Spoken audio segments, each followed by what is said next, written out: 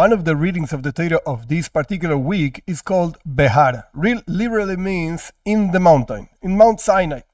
And the Torah starts explaining one particular commandment, which is called in Hebrew Shemitah. What does it mean, Shemitah? Shemitah means let the land rest.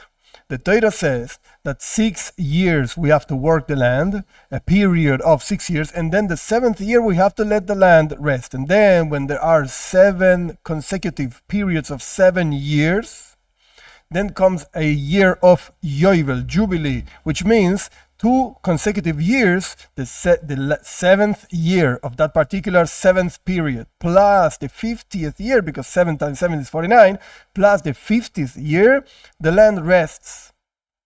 Now, why is it called Behar, mountain? What's the connection between this mitzvah, this commandment of letting the land rest, and Mount Sinai? And the idea is, actually, the commentators explain this, our sages explain that the details of this particular mitzvah, commandment, are explained actually in this Parshat Behar. Behar Sinai, in the Mount of Sinai. But the mitzvah was generally mentioned before, in Parshat Mishpatim, already mentioned, that the land has to rest and so on. So, why is the Parsha called Behar in Mount Sinai, and why is this particular mitzvah the beginning of this particular Parsha?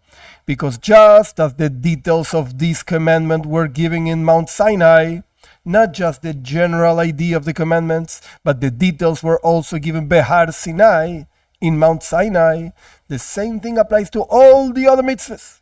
Don't come and think that the Torah only gave us general rules, and our sages, are kind of crazy, and they came up with different ideas and details and so on. Details don't really matter. The only thing that matters is that a general way, whatever way you understand it, it's okay. No. You're making a mistake.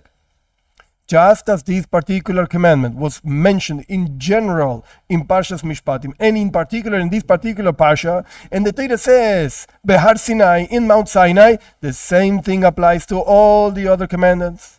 The generalities and the particular ideas of each single commandment were mentioned in Mount Sinai. Sometimes the details are directly mentioned in the written Torah, and sometimes God let the sages explain and reveal, show how the details are also mentioned, at least in a way of alluding to the ideas of the details in the Torah, but mentioned, maybe not mentioned directly, but alluded to in the Torah itself. Why certain commandments are in one way, certain commandments are in a different way? That is, certain commandments, the details are clearly mentioned in the Torah, and certain commandments are not so clear, are just alluded and so on. I don't know. I don't have an answer. But that's God's will. But the point is, again, just as the details of this particular mitzvah were mentioned, Behar Sinai, in the Mount Sinai, the same thing happens to every single other mitzvah. Now the question is, wait a second. Mitzvah Shemitah, this commandment of the resting of the land for 1 year in the 7th year and so on, it doesn't look like a very important and general thing. Rather, it looks like a very specific thing. It only applies to the land of Israel, and it only applies once in 7 years. It doesn't even apply today, at least. Biblically speaking, most of the opinions say it does not apply today. Rabbinically speaking, we can say yes, or whatever the case is. It doesn't look like really a general mitzvah. Why do we learn from this particular thing to all other mitzvahs? If there's a place where we're going to learn and apply this teaching to every single mitzvah in the Torah, it should be a very important mitzvah. So what's the importance actually? What's the lesson behind this particular mitzvah that makes it so important?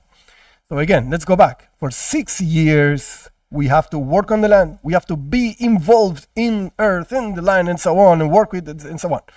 1 year, you have to let the land rest. But the point is, not just let the land rest.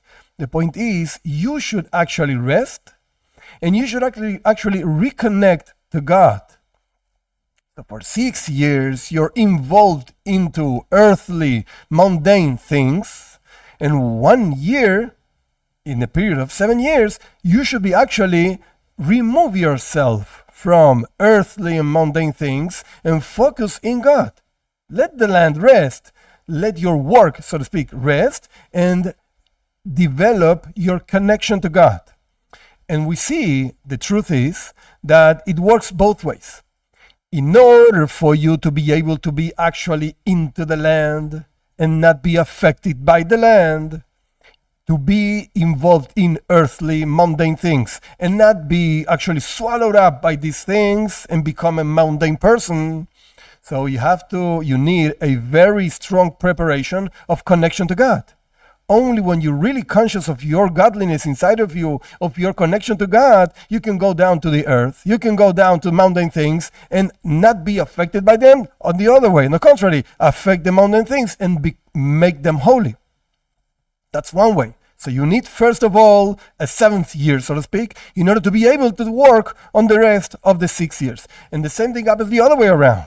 In order to really appreciate what it means, a connection to God, dedicating yourself, your time, and so on to God, you need 6 years of work. After you actually worked the land for 6 years, and you realize how far you're from God, and you realize how cold, how dry is life without spirituality, only then you can really appreciate the 7th year where you actually connect to God. So we see that there are two things that are important within themselves. The 6 years of working and the 7th year connecting to God. And this is a teaching and lesson for every single one of us. And that's why the Torah chose this particular mitzvah to teach the other mitzvahs, just as the generalities were given in Mount Sinai. The details were also given in Mount Sinai, and we learn it from this particular mitzvah. Why? Because this mitzvah shows actually what the Torah is all about, what Judaism is all about. Judaism is be involved in the world, refine the world, really go into the deepest and so on. However, never forget your connection to God. Never forget that the purpose you're going down into mundane things is not to enjoy the mundane things. No, the purpose is to reveal the godliness within the mundane things and reconnect them to God. But for that, you have to be connected. So there are times in which you have to be involved in the world, times in which you have to be removed, let the land rest, quote unquote, from the world.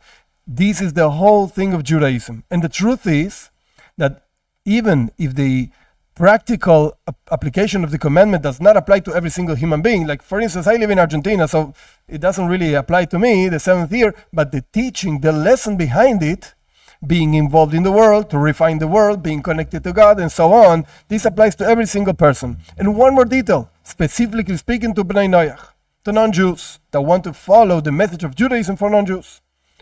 People might think that there are only 7 simple things, don't steal, don't kill, and so on.